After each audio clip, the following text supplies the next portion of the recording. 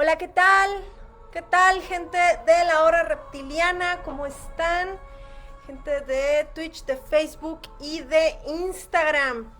El día de hoy vamos a hablar de un tema bastante interesante y es de si existieron los castillos o las murallas de cristal como en los cuentos de hadas, algo así podrá haber sido posible. Pues déjenme les platico un poco acerca de las murallas vitrificadas. A lo largo de la edad de bronce y de hierro, como saben, los europeos construyeron fuertes y castillos, casi siempre en las cimas de las colinas, y procuraban siempre amurallarlos. Alrededor de 200 ejemplos de estas fortalezas que hay en el mundo muestran algo muy interesante, muestran signos de un calor intenso y lo comprueban la prueba más fehaciente es el vidrio, la vitrificación de las piedras, la vitrificación que está en estas murallas.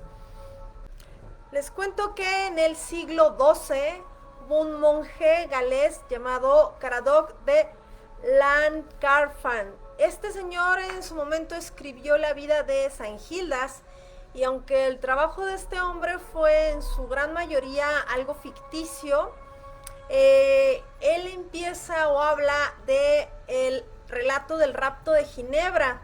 Esta es una de las historias del rey Arturo. Esta historia tiene su origen en mitos y leyendas que son más antiguos aún, y por ahí Cradock llama a la fortaleza de las Melvas una urbs vitrea. ¿Qué quiere decir esto? Este señor hablaba de una ciudad de vidrio.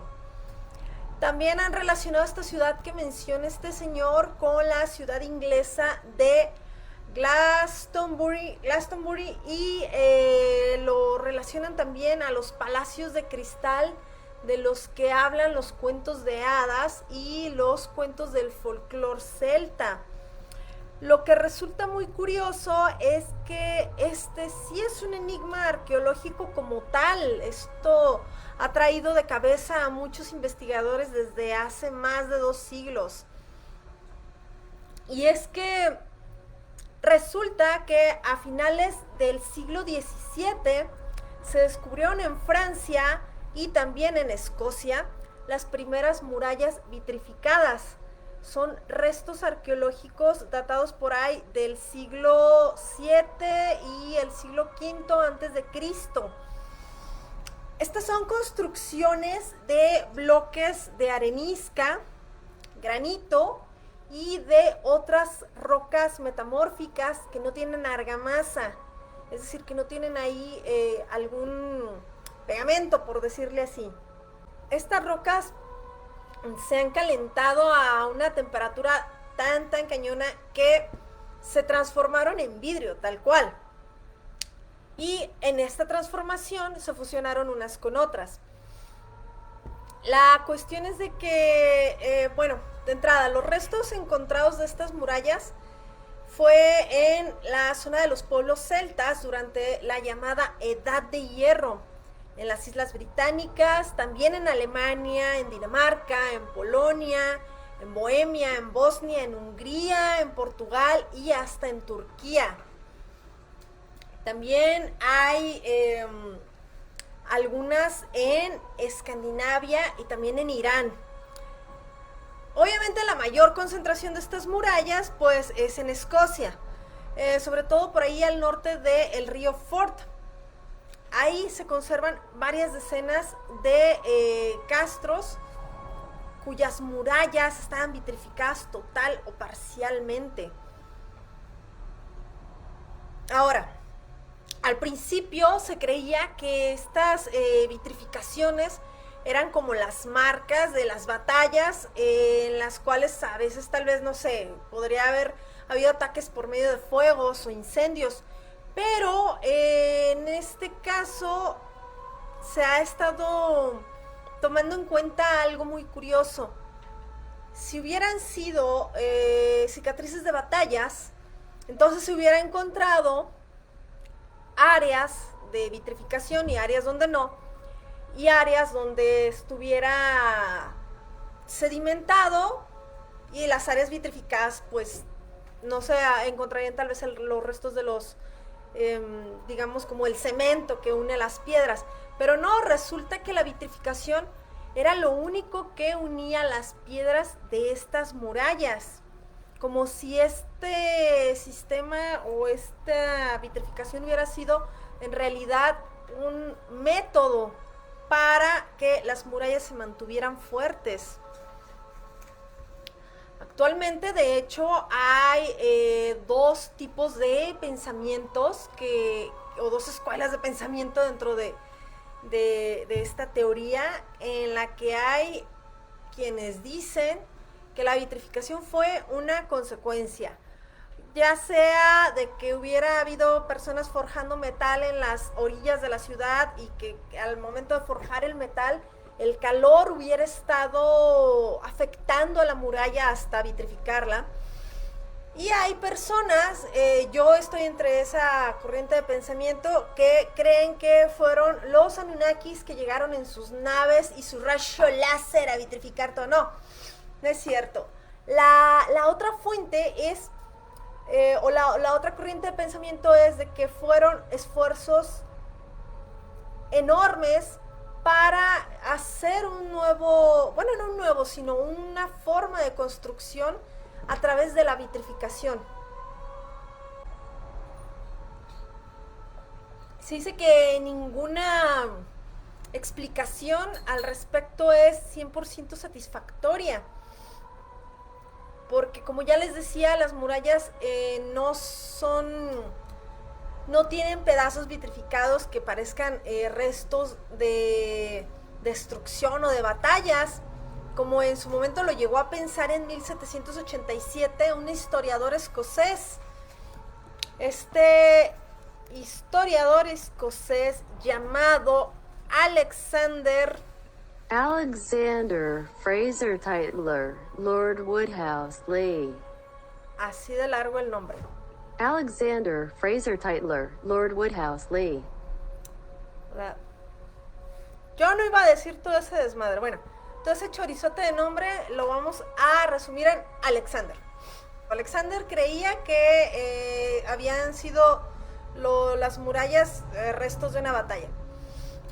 Lo que desmiente la teoría de Alexander es que para vitrificar un muro de granito se necesita mantener una temperatura que esté entre los 1100 y 1300 grados centígrados durante un periodo de tiempo prolongado, además. Y esto realmente puede llegar a ser imposible al aire libre, puesto que la temperatura máxima de una hoguera de unas 24 horas de duración alcanza muy apenas los 1100 grados centígrados. Para alcanzar estas temperaturas se requieren ciertas condiciones que solo se pueden llegar a dar en el interior de un horno. Sin embargo, ustedes estarán pensando al igual que yo, ¿cómo vas a andar metiendo al horno un muro? O sea, no puedes meter o no puedes hornear un muro, a menos que haya sido los Anunnaki con su rayo láser. Por ahí en 1881 hubo un geólogo, era un geólogo francés llamado Gabriel Auguste Debré. ¿Cómo? Gabriel Auguste Debré. Ok, lo vamos a resumir como el geólogo francés Gabriel, quien propuso que la vitrificación se había realizado a propósito, y esto con el objetivo de reforzar las murallas. De hecho, yo también tengo esa idea. Obvio, no tengo idea de cómo lo habrán hecho, pero la teoría de este geólogo era esa, que fue para poder reforzar y darle mayor sostén a estas murallas que protegían las ciudades. Muchos investigadores en su momento llegaron a descartar esa teoría porque el calentamiento de las rocas generalmente las llega a debilitar, creando ciertas grietas que se causan por la expansión diferencial de las rocas. Entonces, esto, lejos de ayudar, podría llegar a debilitar. Sin embargo, otro nuevo estudio sugirió que este debilitamiento no aplica en la arenisca. ¿Por qué? Porque la piedra arenisca aumenta su resistencia cuando se fusionan hasta convertirse en vidrio. Cuando la arenisca la sometes al calor, sus partículas, digamos que se empiezan a fusionar, de tal manera que si los fuertes vitrificados fueron unidos con arenisca, al momento de calentarla, realmente sí se fortalecieron. La vitrificación de estas murallas también llega a estar, o por algunas personas está relacionada con un culto celta, y esta es la fiesta de Beltán. Esta es una fiesta que está dedicada al fuego. Es una fiesta de ritual a la fertilidad, también al verano, y esta se celebra en la noche del 30 de abril al 1 de mayo. También hay otras teorías de que estas vitrificaciones están relacionadas a la destrucción deliberada de estas ciudades, porque si algún ejército enemigo llegó, las conquistó, estas personas posiblemente llegaron a huir de estas ciudades, y al momento de alejarse para siempre de sus hogares, los quemaban para no volver. Sin embargo, sigue quedando el enigma ahí abierto, el enigma de cómo demonios le hicieron para poder someter a estas altas temperaturas a las rocas de las murallas. Los análisis químicos indican que la sosa, la potasa, la sal, la arcilla pudieron haber sido utilizadas para rebajar la temperatura de fusión de la roca.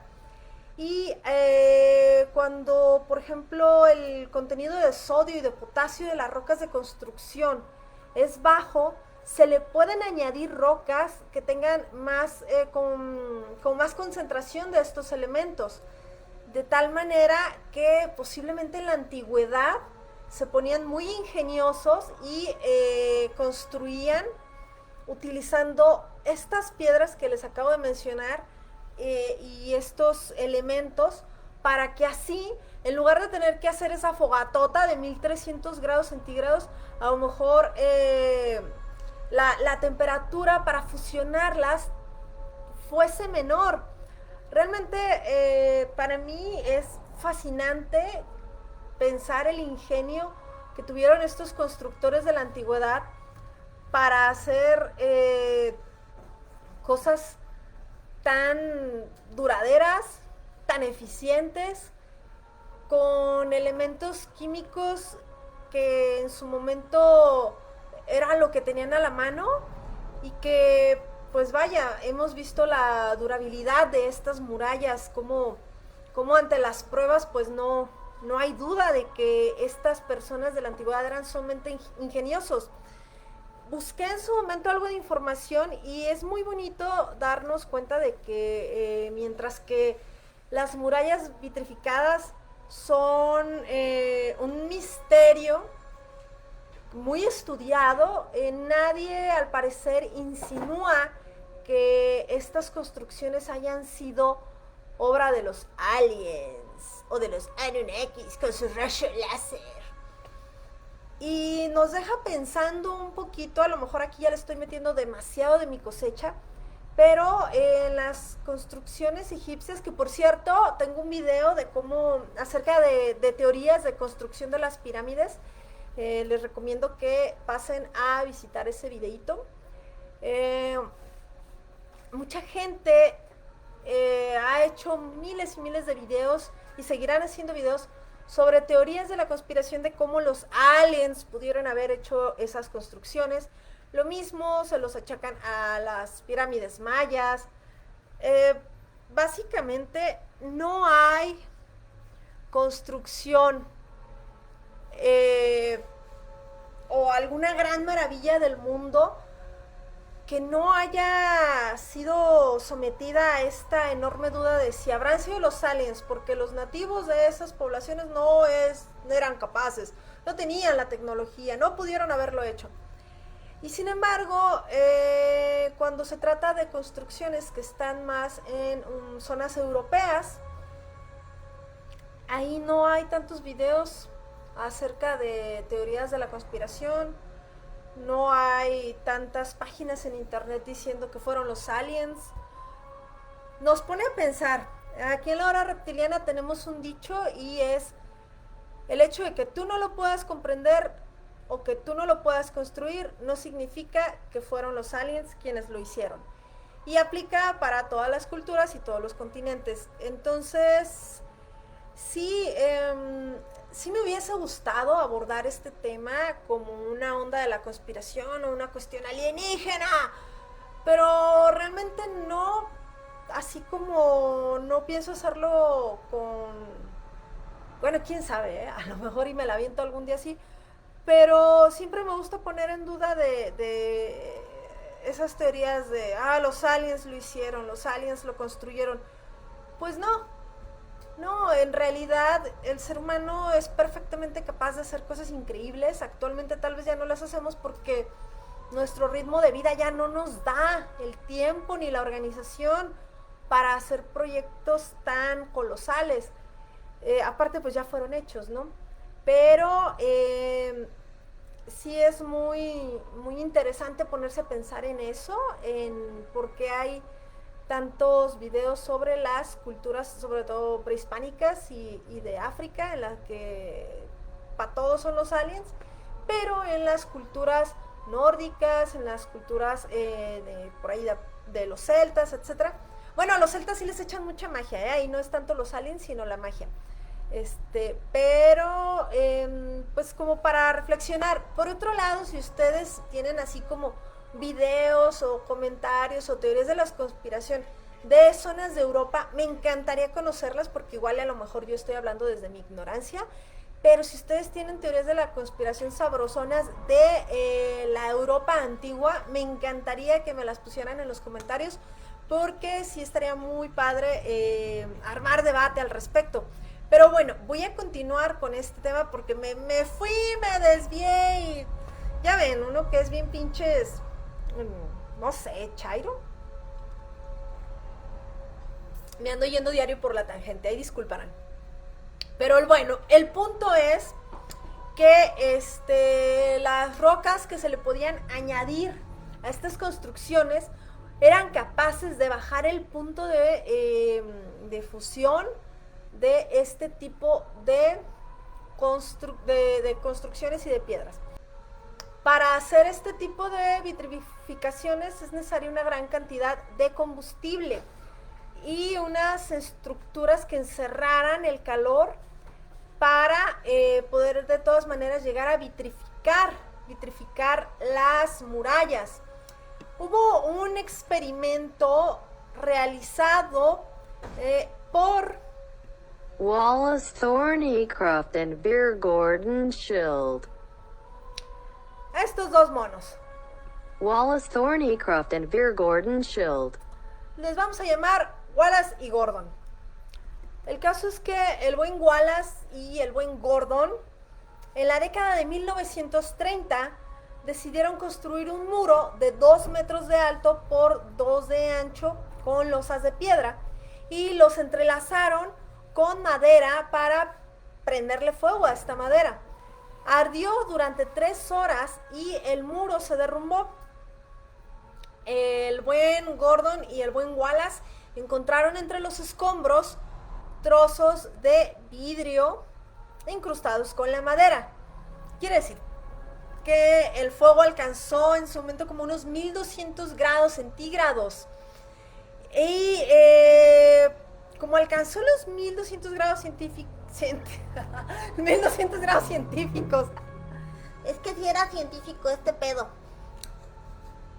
Como el fuego alcanzó los 1200 grados centígrados, pues ya empezaron a decir, bueno, tal vez sí podían hacer estas murallas poniendo madera, y pues por ahí de repente se vitrificaba. La cosa es el efecto horno. El efecto hornazo es el que yo veo súper misterioso.